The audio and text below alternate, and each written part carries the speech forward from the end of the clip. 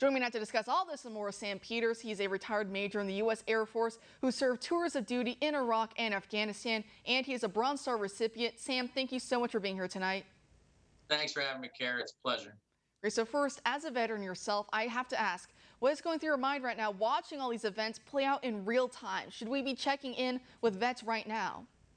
Yeah, we actually should be. What's going through my mind is, what are we going to wake up tomorrow morning? Last night when we laid down, I did not think I'd be waking up and watching people clinging to the bottom of a C-17.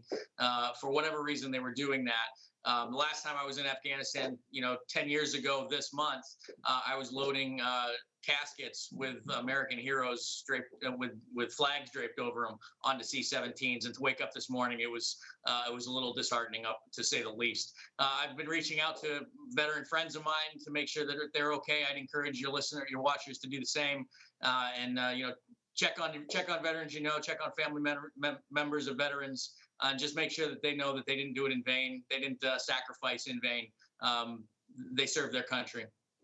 I think the best way I've heard it put so far is this is on the suits, not on the boots. And I think that's a really great piece of advice to keep in mind with all of this unfolding. So we saw Biden, he was pretty much radio silent. We saw maybe one statement put out by the White House, but really nothing much from Biden over the weekend. Nothing really from Harris. Jen Psaki also on vacation. She's out as well. So we didn't really hear from, or even General Mark Milley as well. We were not hearing from the people we needed to hear from the most this weekend. Biden finally came out, did a presser, and of course no one's talking about the leaving part. That's what we agree on. But then he tried to deflect it all onto whether or not we should have left, and completely forgetting about the part of what everyone's mad about is how this was executed. So, of course, for that part, he deflects blame onto President Trump. What were your thoughts on what we heard from Biden today? Biden, just like you said, he deflected all of the blame, taking no responsibility, which is the Democrat way. He's not going to take responsibility for what he's done. He needs to resign shamefully, because what he's doing is destructive to our troops, to our allied friendships, to our partners in Afghanistan. He's destroyed what might have been 20 years of work in Afghanistan, and he's doing it in a brazen way that's just despicable. And it's hurting our relationships around the world. I heard earlier today that China is looking at Taiwan, and if America is going to be a deterrent in the world, we've shown our cards that we don't want to be that. At least under the Biden administration. So shame on them, shame on him and his administration. And quite frankly, I said it earlier, I'll say it again, he needs to resign. If he doesn't resign, we need to start looking at invoking the 25th Amendment.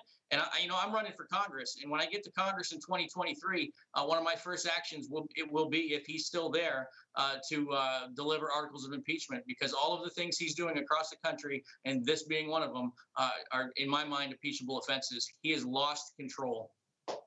Yeah, and we definitely need fighters like you in Congress right now. Biden's really running completely unchecked from his own party. And one of the biggest concerning things for me and for many others who know people, who love people, who are, in that call of 7,000 now troops who are being deployed variously to the region, to Afghanistan, to other neighboring countries, as well as all this unfolds. When you hear these numbers, they keep trickling up and up and up. First, it was Secretary Antony Blinken saying 3,000. Then it was 5,000 troops. Now it's at 7,000 troops. So when you hear those numbers, do you think it's just it's a precaution given all the chaos and going on right now? No one really knows which way it's going, or do you fear there could be perhaps fights against the Taliban and against U.S. forces trying to evacuate the remaining thousands of people? Well, there's a lot going on there in that question you ask, and I'll tell you quickly a couple of things. One, when we gave over Bagram Air Base, when we turned the lights off, went out the back door, didn't tell our allied partners and our Afghan partners that we were leaving, and gave them that base, we tipped our hand that we were abandoning them. That's point one. Point two, when you start looking at what's going on at the in Kabul at the airport, that picture, that video that I described a little bit ago, the Afghanis clinging onto the bottom of the C-17, if you watch that video through, there's people in that crowd that are celebrating. There's people in that crowd that are not acting like they want to get out of Afghanistan, but they're celebrating that C-17 is rolling down that runway. That's something to be noted, and something that's not being looked at very clearly. And the third point I would make, there's been firefights at the airport right now. The final point I would make in that question is, when you have 5,000 people that you're trying to remove or withdraw from a country, and you have to send in 7,000 people to get them, you've clearly made some mistakes and really botched the operation. This is absolutely, again, on Joe Biden's hands.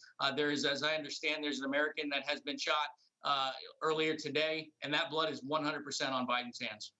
I know it's just sickening to see how all of this is playing out. And just about a month ago, we heard from Biden saying, oh, don't worry, it's not inevitable that Kabul will fall, and that we have 300,000 strong Afghan military partners, and that they're well equipped, and that we spent 20 years training them. And yet they completely evaporated at the first sign of, the Taliban. They took a lot of these cities really without even firing a shot. A lot of these cities, they just laid down their weapons and they just let the Taliban have these cities. So when people like us look back at 20 years, looking at where our taxpayer dollars went and everything else that we were told was to train and to equip these people, and then the moment the Taliban comes, they run, they cut and run, and they leave us high and dry. Did you see that on the ground? That of course there were loyal allies, but there were a lot of people who were just maybe in it for the American money, the taxpayer dollar, and they weren't really in it to fight.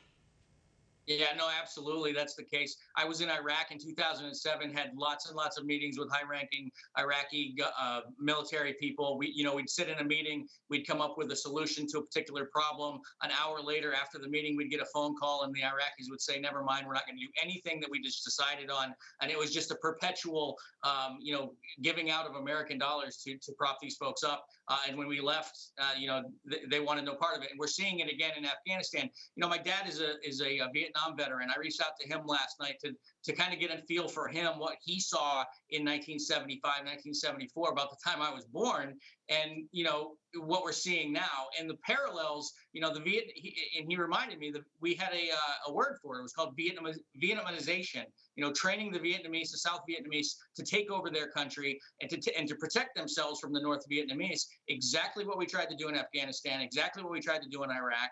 And if we don't learn from our mistakes going forward, I'm looking at pictures today of the Afghanis, or the Taliban rather, sitting at the presidential palace behind a desk carrying U.S. M16s, clearly fairly new because they've got nice optics on them.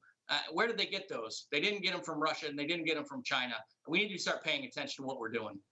And that is concerning because, as you were saying, a lot of them are carrying weapons courtesy of the American taxpayer dollar. And one of the guys who was transmitting, doing a presser before Biden, mind you, he was saying that he had been in Gitmo for several years. And of course, we released him, and guess where he goes? Right back out. So when we look at everything that's going on and we see all of our equipment being left behind, that also really irks me as well. They had a year and a half to plan it, and they couldn't even get the equipment out in time. So looking at that, and I have about a minute before the break's coming up here, but do you fear that perhaps some of these different various insurgent groups, whether it be Al-Qaeda, the Taliban, or various others, will be able to use our weaponry and to use it against us or our interests in the region? It's been happening. It's been happening for decades upon decades. Absolutely. That's why I bring it up. I think it not only will happen, or it could happen. I think it will happen. And we just need to pay attention to it and make better decisions in the future, which is one of the reasons I'm running for Congress.